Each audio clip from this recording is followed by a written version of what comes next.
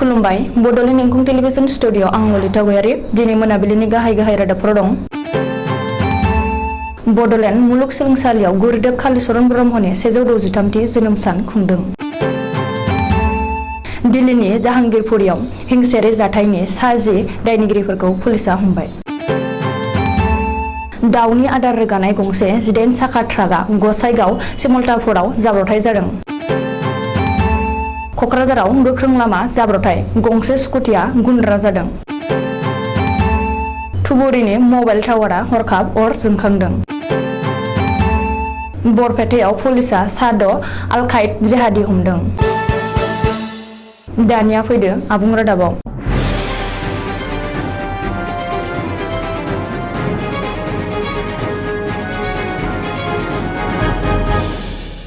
क'क्राझार बालाजानाव थानाय बड'लेण्ड मुलुगसोलोंसालिनि लांगोना एबा केम्पासआव समबारखालि गुरुदेव कालीचरण ब्रह्मनि गोदान मुसुखा खाम्फा गायसननानै 163थि जोनोम सान खुंदों। बे गोदान मुसुखा खाम्फाखौ बिटिसिनि गाहाय प्रमद बर'आ फिथा हास'नानै बेखेवना होदों। मुंख'नो गोनांदि बड'लेण्ड मुलुगसोलोंसालियाव बेनि सिगाङाव गुरुदेव कालीचरण ब्रह्मनि मुसुखा गायसननाय जायाखैमोन।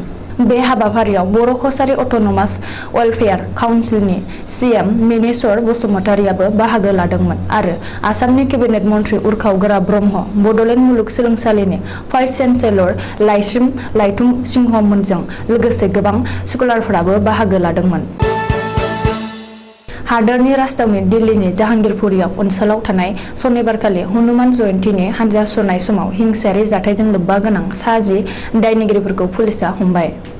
बेनि अनगायैबो गोबांखौनो पुलिसआ सिनायनो हाबावबाय होननानै दिल्ली पुलिसआ मिथिहोदों।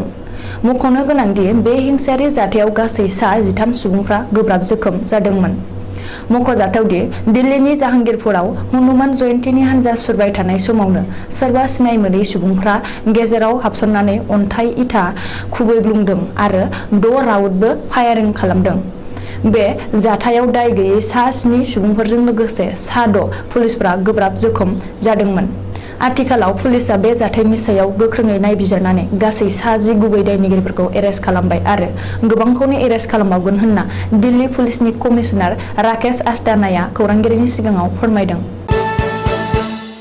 क'क्राझार जिल्लानि आसाम आरो सोनाब बंग'नि सिमायारि ओनसोलाव गसाइगाव महकुमानि सिमलतापुराव बिहारनिफ्राय दाउनि आदार रोगानाय गंसे 18 साखा ट्राकआ 31 नं हादरारि राजा लामायाव गाव हारसिङैनो समबारखालि फुंनि समाव जाब्रबथाय जानायाव लामायाव थाबथानानै थानाय गंसे बाइक आरो गंसे इ-रिक्सा गारिया फबसिनजादों। जायगानि सुबुंफ्रा जाथायखौ गावसोरनि मेगनजों नुथारनानै गासैबो दायखौ ट्राक ड्राइभारनि होननानै खौरांगिरिनि सिगाङाव फोरमायदों। अदेबानि बे जाब्रबथायाव रावनिबो जिउ खहा जायाखैब्लाबो नाथाय ट्राक ड्राइभार आरो हेन्डिमेन सानैबो जोखोम जादों होनना मिथिहोदों।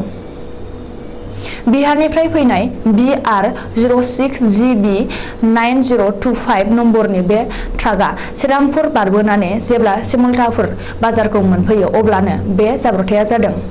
जाहोनाव गारिया लामायावनो बेलथायनानै गासैबो बस्ताफ्रा लामा गेजेराव गोग्लैजोबनानै बाइक आरो इ-रिक्साखौ फबसिनदों। क'क्राझाराव हरखाबै इथा रोगानाय गंसे बलेर' पिकआपआ फेन ट्राक आरो गंसे स्कुटि गारिनि गेजेराव सौग्रावनानै गोख्रों लामा जाब्रबथाय जादों। मख'जाथावदि समबारखालि फुंनि समाव क'क्राझार जिल्लानि देबरगाव राङालिखाथायाव गंसे स्कुटि गारि आरो AS 19C 8728 नम्बरनि बलेर' पिकआप गारिनि गेजेराव हरखाब गोख्रों लामा जाब्रबथाय जानायाव स्कुटिया गुरुब जोबनानै गुन्द्रा महराव थेर बेथेर बायफ्लेजोबदों। बे गोख्रों लामा जाब्रबथायाव बलेर' पिकआप गारिजों स्कुटि गारिया सिलिंखार खालामदों अब्लाबो नाथाय बे जाब्रबथायाव रावबो सुबुंनि जिउ खहा जायाखै।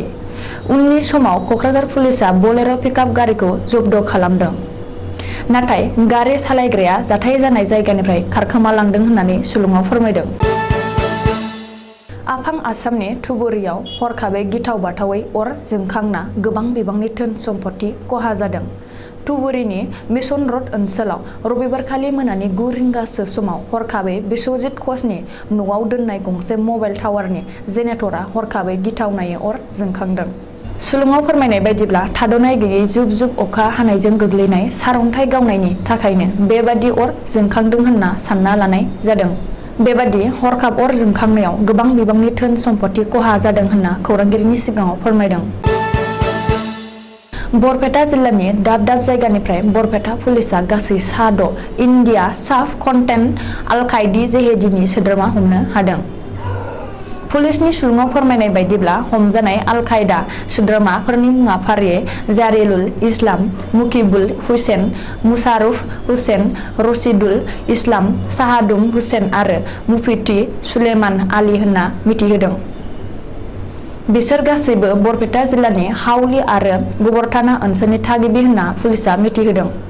मख'नो गोनांदि थांनाय 4 मार्च खालि हाउली आरो कलगासिया ओनसोलनिफ्राय बरपेटा पुलिसा 4 जेहादी फारियै खायरुल इस्लाम, बादशाह सुलेमान, ताइमुर रहमान खान आरो नौशाद आली मोनखौ एरेस्ट खालामग्रोनो हादोंमोन।